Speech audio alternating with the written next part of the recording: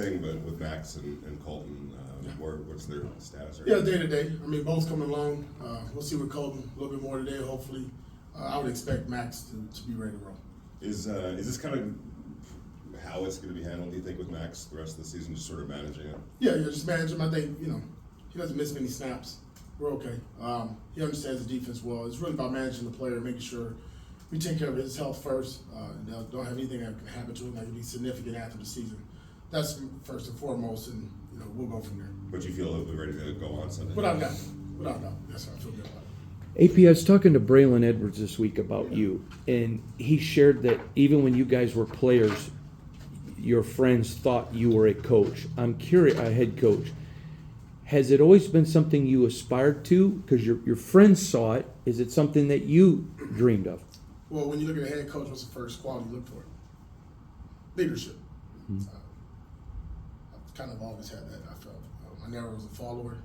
Kind of went to my own beat, walked my own steps. I wasn't afraid of it.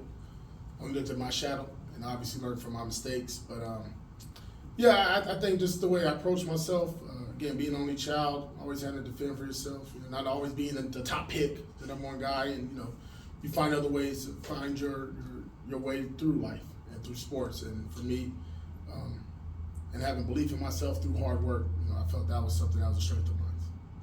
Coach, how much will you learn about Aiden in this game with a team in Minnesota that likes to blitz as much as they do? How challenging will that be for the young quarterback? Well, I think we had a good practice run the week before with the Chiefs, right? So this will be a good one. Really good defense. We know it, right? 5-6 man pressure, blitz coverage. Great job disguising. We've talked enough about that. It'd be critical. I don't think it's really all on Aiden, right? The offensive line, our running backs, our tight ends, our receivers need to be dialed in to what we're doing. Understand that they're going to bring +1. They've done it. No matter what quarterback you are, what team you are, that's what they're going to do. And we're expecting it. Hopefully, we've repped it and prepped it enough that Aiden is comfortable in it. Obviously, we had a bye week to talk about that as well and put a plan together that works. As a former linebacker who has been part of game plans to maybe nullify a younger quarterback or confuse a younger quarterback, do you have a kind of an appreciation or an understanding of what teams are trying to do to confuse an Aiden O'Connell? Yeah, I told him exactly what we do. If we were playing against them, blitz the hell out of them. Try to hit them and make them frustrated, make them look down instead of down the field. Look at the rush. And told them, man, you just got to be confident. You got to stay in the pocket. The best thing about it now, they really can't hit you, buddy. Let's be honest. They can't hit you like they want to hit you, right? Let's say that. So he's protected a little bit by the rules. So be smart in that case, and in that sense, I think that's a benefit for young quarterbacks and offenses if you really look at it that way. But understand that they're going to bring pressure. They're going to try to make him uncomfortable, throw off his back foot, make a wrong read or a false read early on, and he has to be confident in what Bo and our coaching staff has put in place in front of him. Going back to Max, when you have a player like that is playing through something, how do you go about balancing that as a coach between weighing the long-term risk with, obviously his desire to keep working with our medical staff. And right at this point, there's nothing there. It's just something he's going to have to deal with. But if we can manage the pain and the suffering that he goes through throughout the week, because he's not going to be 100% until after the season, that's where it's my job to protect the player from himself. And Max, if he goes out there, he's going to go 100. And I thought in the game against the Chiefs, we did a good job of managing. Right? He played close to 48, 49 snaps, I believe, entered the whole game. But anytime it's something that I didn't feel good about, we pulled him out and we tried to protect the player. But me and Max looked each other in the eye, and I said, man, you got to promise me that you're going to take care of yourself. And if there's anything that goes wrong, you look at me and we make that decision that you're done. And he's been a pro about that. Your offensive lineman early on talked about enjoying having you in the room. Are you still spending significant time in there? Oh, they do? They like being in the room? Yeah. I couldn't tell you. No. Those ones, yeah. I like being in there. First of all, just being in the old line room is different. I don't think I've ever spent this much time in my life in the offensive line room. It's different characters, different personalities, different coaching style. It's different. It's different. That's a different group. But it's fun, man. And I knew right away when the transition happened that was a group I needed to spend the most time with, to change their identity, their mindset, to let them know that I appreciate what they're doing, to let the coach know I appreciate what he's doing as well, and that this is the style of play we're going to play going forward. And I know big guys like to go forward first.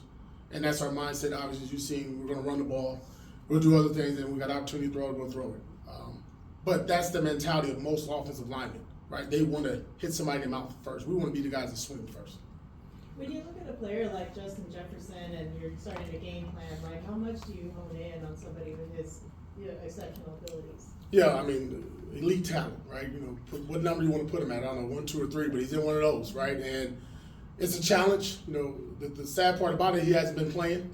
And I say that's for the game of football, right? When you have an elite player, you want to see it, you want to watch him. He's only played in 5 games, he's been out, and now he's back, and he's well rested, full go, right? He's not even on injury report no more, so we're going to get the best, number 18. We expect the best from our players as well. Great challenge for our young corners, right? Jack Jones and Amik, and Nate. It's really good for those guys. And T. Hall to really have a challenge this week and Pat Brown to put a game plan together to limit the best receivers that we're going to see this week.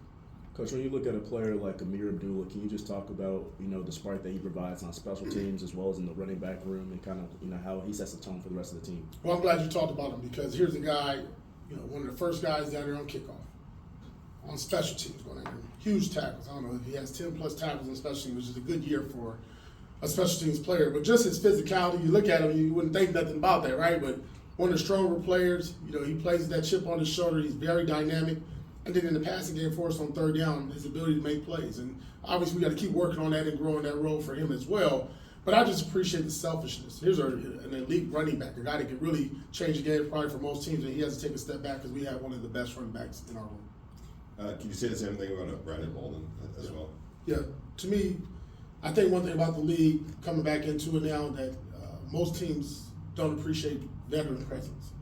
And to have a guy like Brandon who's in year 10, who's won, who understands what the game is like, who understands what it's like to be a pro, that's a blessing for Josh Jacobs. That's a blessing for our running back room. That's a blessing for our team and our offensive unit because the experiences that he has, the maturity, the knowledge, that resonates throughout not just our room and our building. And he has that calming presence about himself that, listen, when things are going right with Josh, just look on the sideline, look on the bench. They're sitting right next to each other. And that's really beneficial for us, and obviously does a really good job for us in special teams.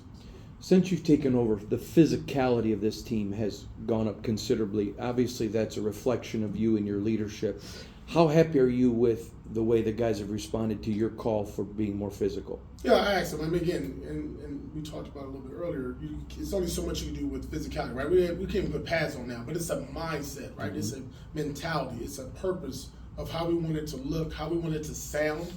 That when you watch it, even if you can turn the sound off on your TV, look at you felt the vibration come through the screen. And to me, that's a reflection on the players buying in and our coaching staff, you know, really believing and honing in on that in individual drills and our group periods. But listen, man, when you got a defensive-minded coach, a defensive-minded or former player, what you think you're going to get? Now, I like scoring points, don't get it wrong, but I like doing it in a physical manner. Guys good? I'm good. All right. Appreciate you guys. Thank you guys. Will, did you get my thing? See what time you want within Black Forest.